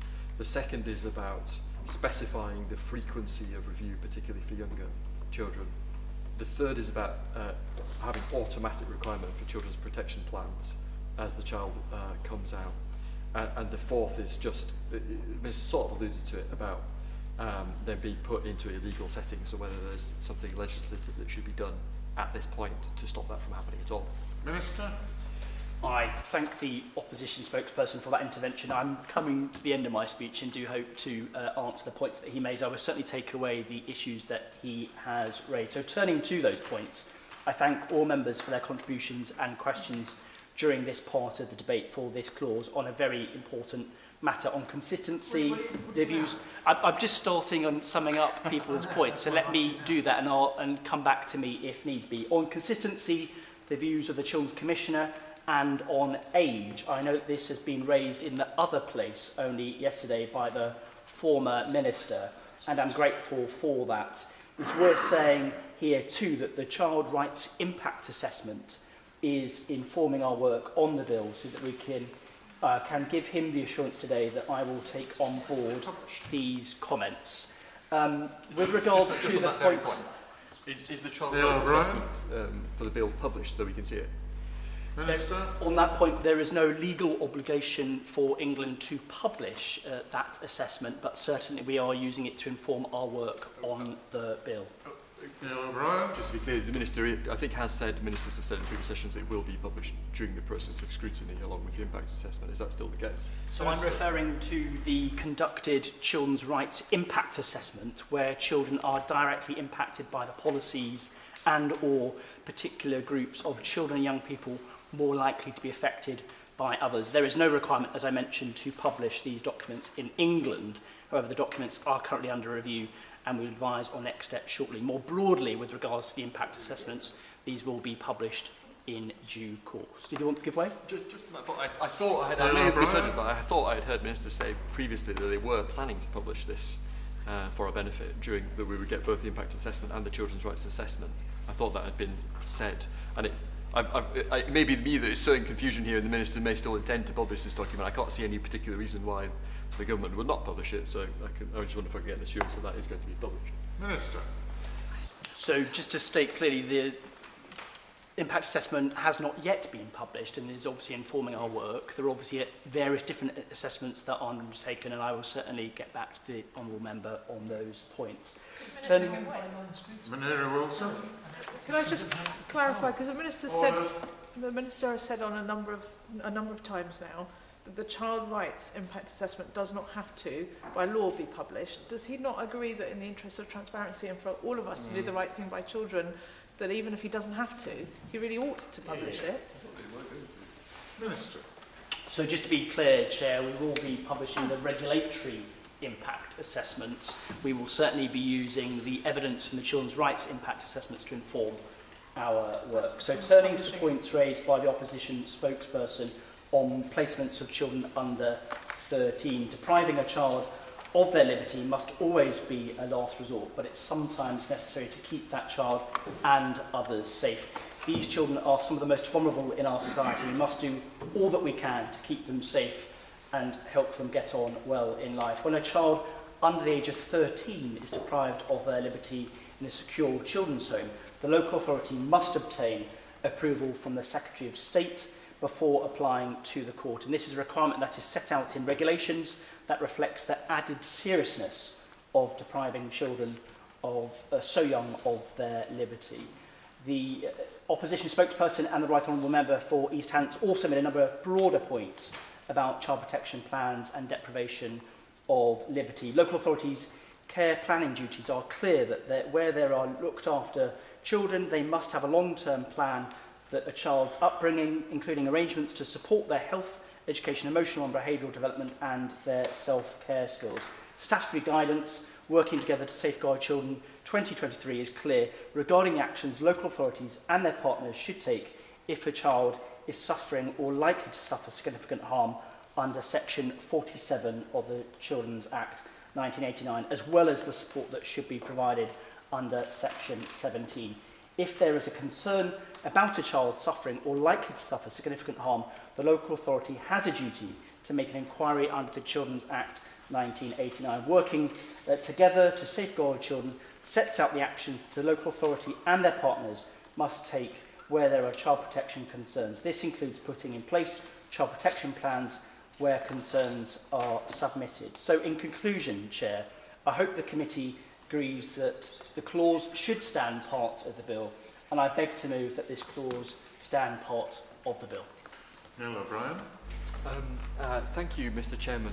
I do hope that we can clear up this confusion about whether we are going to see the children's rights assessment bit. I can't see any good reason why we would not be able to see that perfectly routine assessment, and it sort of, none of these things are the end of the world, but it does seem like it's sort of further compounding this problem that we don't have the impact of assessment of the thing that we are now quite deep into the line-by-line scrutiny of, which is just very obviously, no one can defend that. That's obviously not good practice there. Look, I think the Minister, I was glad that he did come to the end, but I slightly preempted it because he'd obviously scribbled some last remarks, that he came to some of those points raised by CAFCAS and by the Children's Commissioner, and I raised them here partly because I know that their Lordships in the other place will be extremely interested in these very specific questions. I think there probably is scope for improvement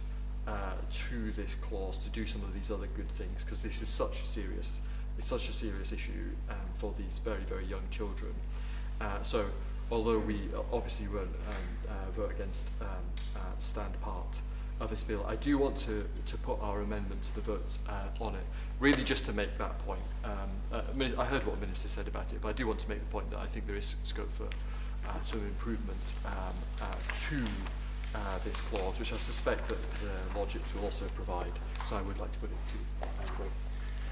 Amendment 24 proposed to clause 10 as on the amendment paper. The question is that the amendment be made. As many as are of that opinion say aye. Aye. To the contrary, no. No. Division. Division 10. The whip's happy? Catherine Atkinson.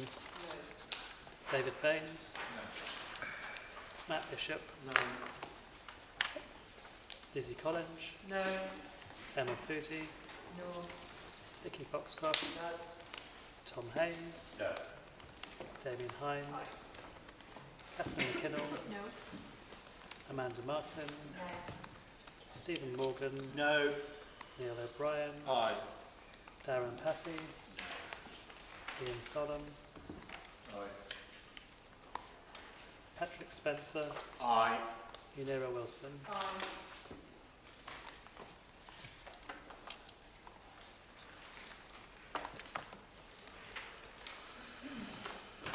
The ayes were 5, the noes were 11.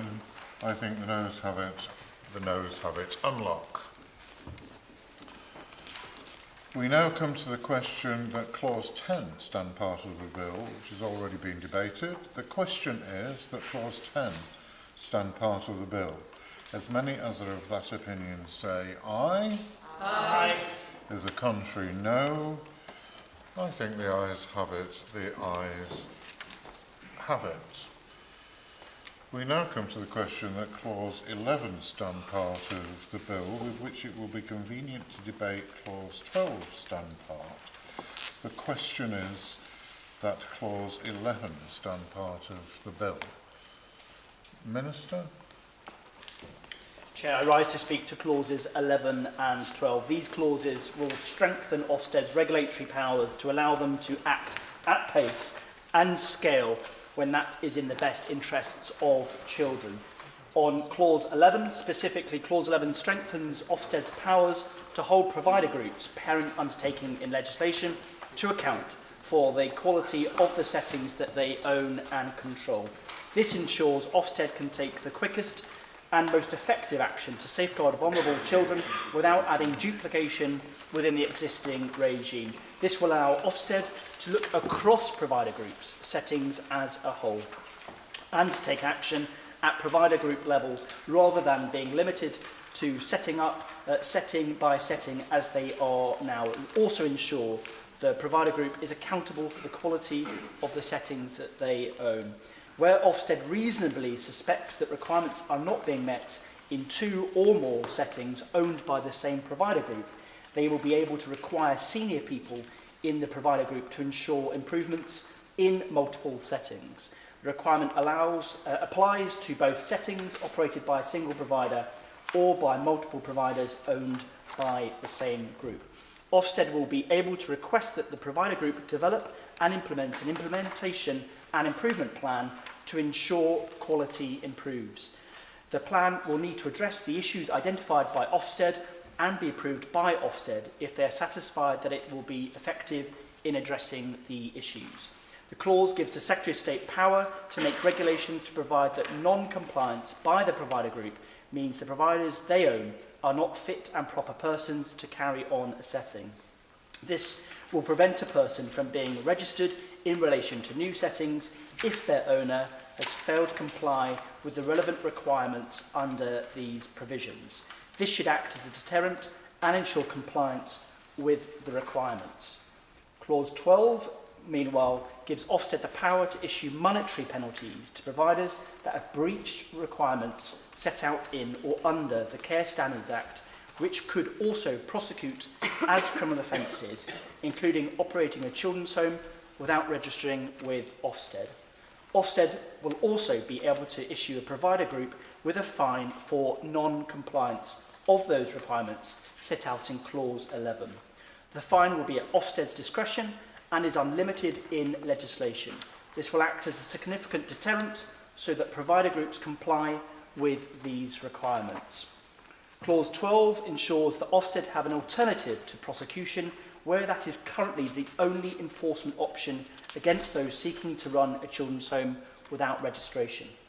Ofsted will not be able to impose a monetary penalty on a person for the same conduct where criminal proceedings have been brought against them in relation to that same conduct.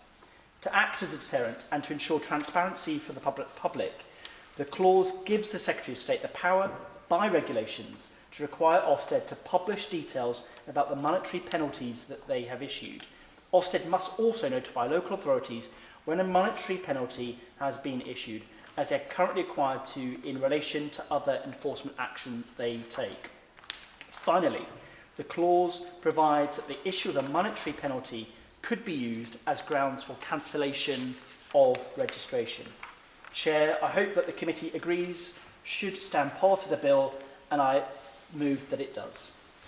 Hello, Brian. Thank you, Mr. Chairman.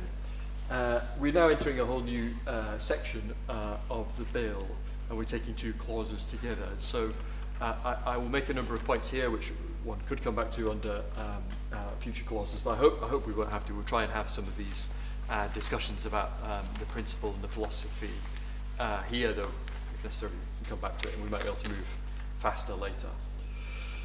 As we turn to the clauses dealing with children's homes, I'd like to start by really checking that the Minister has the same basic understanding of the situation that I do, the same philosophical take on what we're trying to do here. First, and most importantly, there is a question about the underlying structural problems that have driven high costs for local authorities in the provision of residential care for children and young people. And the second question is about what is really the best approach to tackling this, both legislatively and non-legislatively.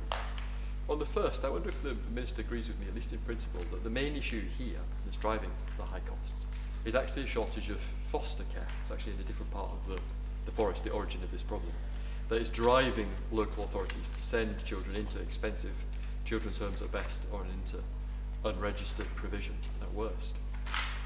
Research by Ofsted in 2022 suggested that residential care was part of the care plan for just over half of the children whose cases they reviewed. Or putting that the other way around, almost half of children who ended up in residential care should ideally not have been there. So crucially, the research shows that the original plan for over 1/3 of children was to go into foster care. And while this bill makes some changes to the provision of information about kinship care, which are good, there's nothing here that's going to produce a step change, the step change we need in terms of increasing the number of foster carers, which is the thing that will really take down the demand and take down the high costs that are here. And this is a sort of point that's common to the discussions that we'll have about cost capping, social workers, cost capping, the individual care home, reviewing whole entities. I don't think this is bad. I just don't think that they are ultimately the underlying solution. That's the point you'll hear me make, Mr. Chairman, several points today. In his independent report to the previous government, commissioned by the previous government, the now member for Whitehaven highlighted that in the year ending March 2021, 160,635 families came forward to express an interest in becoming a foster carer, and yet just 2,165 were approved. So that is just 1.3% making it through. Now, it may be that some of those were just initial approaches, not all of those people were deadly serious, but that is still a very, very, very small share. And he continued, this is a member for Whitehaven, in his report commissioned by the last government. Local authorities perform a wide range of roles and appear to be struggling to provide specialist and skilled marketing, recruitment, training and support for such an important group of carers. In 2020-2021, recruitment and retention among independent fostering agency services led to a net increase in capacity of 525 additional households and 765 additional foster care places. In contrast, there's been a decrease in capacity of 35 households and 325 places in local authorities over the same period. By definition, it's quicker and in quite a lot of cases better to provide foster care than to build a new children's home. And I wanted to press the Minister on what he thinks the explanation is for that 99% gap between those expressing an interest in fostering and final approvals. And I want to ask him what he's doing to close that gap. He'll be aware that there's a bit of a perception that it's almost impossible to become approved as a foster carer. And we actually looked at this as a family some years ago. We started in on this, and through my work as a constituency MP, I've also met many constituents who are foster carers. They are incredible people, and I pay tribute to them. And I know of a woman, I know well actually, who's fostered 70 children as well as adopting. And honestly, I just think these people are amazing. So the government really needs to use this bill, this rare legislative slot, as one of the other ministers said, as a way to increase the number of foster and kinship carers. Publishing information is good, but it won't change much in itself. unless it's accompanied by a radical attitude in the views of local authority social work teams to approving them. And when we think of the alternative, which we're getting to in this clause, of children being sent miles from home, placements breaking down, children going missing, and the high costs to local authorities, obviously a burning platform for change. So my suggestion to the Minister, she's free to take or not take, is if I were him, I would commission a month-long review, a desktop review, to try and see, just look at some of that pipeline and to look at all the decisions to reject foster carers who have applied and got fairly far down the track and understand what can be learned from them. Because I think that could either shape amendments here or in the other place, and it could be a huge benefit to the Minister. I can think of an official, a senior official in a government department, someone we trust as the government trusts to run a major public service, who has 2 kids, provides a loving home, and wanted to foster and was turned down, right? And there are many such cases. Everyone knows the phrase, too many books in the house. So I really strongly encourage ministers to dig into this underlying question about why we lose so many opportunities to get the foster carers that would take the pressure off, which we are trying to take off with this, these clauses. Our key recommendation in the Member for Whitehaven's independent review into children's social care was to introduce mixed models, combining residential and foster care, particularly for older children, which is of course the fastest growing part of this cohort. And that was part of our, speaking to the last clause, part of our brief for the initial Pathfinder sites of the regional care cooperatives. So what assessment has the Minister made of this approach? What impact does he think that its adoption might have? Is there any interesting early data from the Greater Manchester and South East pilots? And speaking of mixed models, I also wondered if within it I could particularly encourage the Minister to look at the incredible work of the Royal National Children's Springboard charity, who, as he knows, do amazing work looking after care experienced and edge of care children in a network of state and independent schools. They've been working with the DFE since 2020, something I'm really proud that we brought in, and they're providing incredible, transformative opportunities for disadvantaged young people. So I'd really encourage the Minister to build on that and go further. Now turning to the specifics of Clause 11. After the terrible abuse of children supposedly in the care of a Hesley group, it's absolutely right that the government is trying to identify systemic safeguarding problems in organisations that manage multiple children's homes, independent fostering agencies and residential special schools. Really here our only concern about this, or it's quite a serious concern, is to allow for something that allows for rapid action and not something that it becomes a time and resource consuming process that takes up people's time and drags on. I absolutely hear the words that the Minister used in introducing it about giving an alternative to prosecution. But I don't want to lose sight of the importance of prosecution.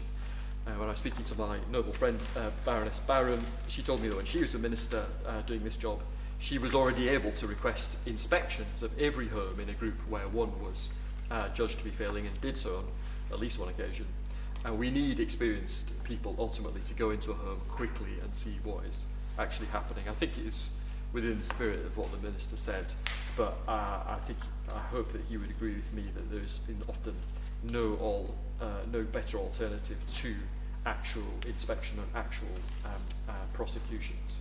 And we know that in the case, to use a metaphor from a very similar area, we know that in the case of independent schools, where the department can also request a, quote, improvement plan, which is the main vehicle proposed in these clauses, in practice that doesn't always work well, and the reasons why not are instructive for the kind of issues that I hope ministers will think about here. Plans, what ends up happening is that plans are sent in varying degrees of adequacy, and time can be wasted with a lot of letter writing back and forth, with some cases literally lasting years. And I urge the Minister to think about the action that he wants to happen in those kind of cases. Imagine being in the middle of some drawn-out implementation plan process, if you have something like the Hesley case again, and that is before the inevitable appeals in these processes, which the clauses provide for, kick in. So my every instinct, and we haven't got an amendment to do that here, but I wonder about the other place.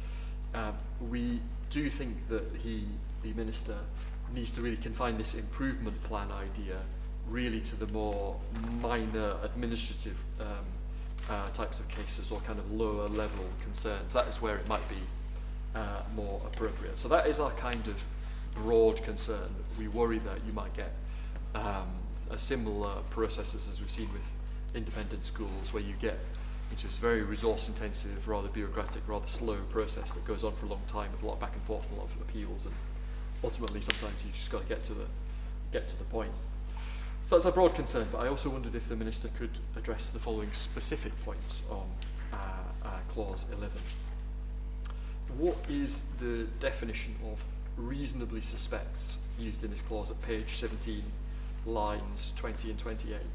The policy documents talk about Ofsted reasonably suspecting, quotes, based on intelligence that they receive or via inspection, that required standards are not being met in 2 or more settings owned by the same provider group. What sort of intelligence would provide the right path for an intervention? And this point about two or more settings, I don't necessarily think that you would want to rule out the use of this for minor cases, even if it's just one setting, if you know what I mean. So as a second specific question, there doesn't really seem to be any hierarchy for not meeting the required standards. Clause lists lots of different things. They could be minor, they could be quite major transgressions of the standards. In the former, in the latter, where you have quite a major transgression, an improvement plan feels quite bureaucratic. And so I just wondered if we could be clearer about what sort of problem leads to what sort of action on this point about prosecution versus improvement plan. A third specific question. Clause 11, subsection 4, doesn't appear to set a timescale by which Ofsted has to submit an improvement plan notice, and as the Minister is gathering from my remarks, our concern here is about pace and timeliness, and so what we're concerned about is a case where there are potentially quite serious concerns, and yet there's a delay in sending the notice. In fact, I am more concerned that Ofsted should do an emergency inspection when there are serious concerns expressed, and I worry about the improvement plan process inadvertently, totally inadvertently, resulting in fewer of these inspections taking place because they go into this process set out in the clause instead. A fourth specific question is about whether the Minister can consider the role of Regulation 44 visitors. They are another important set of independent eyes on the children in these homes, and the Minister will be very well aware that there have been suggestions in the past that they're not always as independent as they should be in the cases of certain private groups. Isn't that an important thing to consider here as well, making sure that that existing system works before we add new layers of process on top of it? And in the policy summary here, there isn't any reference to these visitors who play a really important role, vital role, in safeguarding the children in these homes. And as the fifth specific question, I don't know what consideration was given to requiring the registration of the parent groups themselves. The policy summary, the notes that come with the bill, reject the routine inspection of provider groups, but some level of accountability as real teeth in urgent situations is needed. And I wanted to ask the Minister why DfE thinks that full inspection of provider groups is unnecessary. I think the reason that's given is that most provision is rated good or outstanding, but about a fifth of providers are not rated good or outstanding. So in summary on Clause 11, we worry that as drafted at the moment, it might not quite achieve what the government wants. It risks falling into that category of making us feel safer, giving us a process, but one in which we don't want that to become a bureaucratic sink and for workers to get sucked into a bureaucratic process rather than acting quickly to keep vulnerable children safer.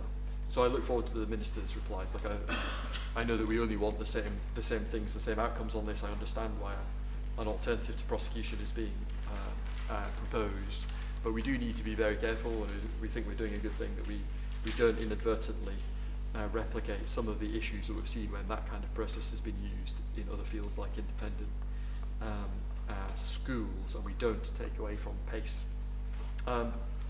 Turning to Clause 12, which we're taking in the same debate here together, which is obviously linked. Now we heard from the Children's Commissioner last week in very powerful evidence that there's a pressing need to address the plight of children in unregistered placements, which her report estimates to be costing local authorities almost 440 million a year. And assuming, the numbers were really quite incredible, assuming that the number of children placed in these homes on the 1st of September 2024 was typical for a full year, she quoted 775 children and young people. That equates to over £500,000 per child per year in these settings. And in clause 12, the bill provides for Ofsted to issue unlimited fines where they are satisfied beyond all reasonable doubt that an act or omission of the person constitutes an offence under this part of the law. And the policy notes state that at present Ofsted can prosecute those who don't register but operate or manage these services. However, this is a resource-intensive process and can take a long time. This legislation will give Ofsted further enforcement powers to tackle unregistered settings as an alternative to prosecution. In one sense, totally understandable, but let's just step through what we are doing here, Mr. Chairman. The bill is effectively suspending the criminal justice system for operators who break this part of the law and replacing it with a system of fines from the regulator. I totally understand why, I understand the Minister's arguments, but that is quite a big step to take when it relates to the protection of highly vulnerable children. So how do we, this is the question of the Minister, how do we avoid the loss of everything else that comes with a successful prosecution? And how do we also ensure that local authorities also learn the lessons and are accountable to, if local authorities are repeatedly using illegal unregistered children's homes, there is obviously a wider issue. How do we create a process that leads to change in the purchaser too, the local authority? And indeed that is the point not just made by me, but made on page 8 of the report, which was submitted in written evidence by the Children's Commissioner, under the heading of things which she says are, quotes, missing from the bill. And she says, however, it's also crucial that local authorities, and where they exist regional care cooperatives, are accountable for the use of illegal homes in their area. And so I want to ask the Minister whether he will amend this clause to bring that element of symmetry. Obviously, we want to make it easier to hold those running unregistered homes to account. We also want to bring about change in the authorities that are commissioning and using them. I also just wondered, as inside, how much the department thought might be raised from these fines. Does the department have any expectation about that? And this clause, which is covering monetary penalties for registered providers who don't comply with an improvement plan notice, the Minister will have gathered, given that I'm a bit sceptical, we're a bit sceptical about the improvement plan approach for use in more serious cases, that we worry that those fines won't change enough either. And the bill, page 21, line 22, talks about penalties where the CIE-CSS is satisfied on the balance of probabilities that the person has failed to comply with an improvement plan notice. And that seems to me very much like something that is likely to be litigated. So just to take those two things together, again, CIE-CSS satisfied on the balance of probabilities that the person has failed to comply with an improvement plan notice. And both of those parts of that equation seem like things that are likely to end up in litigation. So on a couple of specific questions about clause 12, I just wanted to get some expectation from the Minister about what level of fines he thinks Ofsted will actually use these powers to levy, potentially unlimited in the legislation. I wanted to get some sense of what the Minister thought they would look like in practice. On a small note about incentives, a wise man said that if you show me the incentives, I'll show you the behaviour. And at present, DfE say that the fines monies will go into the consolidated fund and help pay for public services generally. But incentives are quite important, and I just wondered whether you might find, ministers might find them, they get a more powerful crackdown on these activities if fines were ring-fenced for supporting looked after children, change the incentives. And last but not least, I have a question about subsection 30 on page 29, line 39. Is the intention that fines may never be used where the person has any previous conviction for running an unregistered home, or only on a case-by-case basis where they can't be fined for an individual instance? So the Minister, when he was speaking a moment ago, used the expression same conduct, and I wasn't clear whether that means I can't give you a regulatory fine if in this individual instance you're being prosecuted, or if it means if you've ever been prosecuted before, your group's ever been prosecuted before, then you can't get a regulatory fine. And I just wondered if the Minister could clear that up, that sort of ambiguous phrase.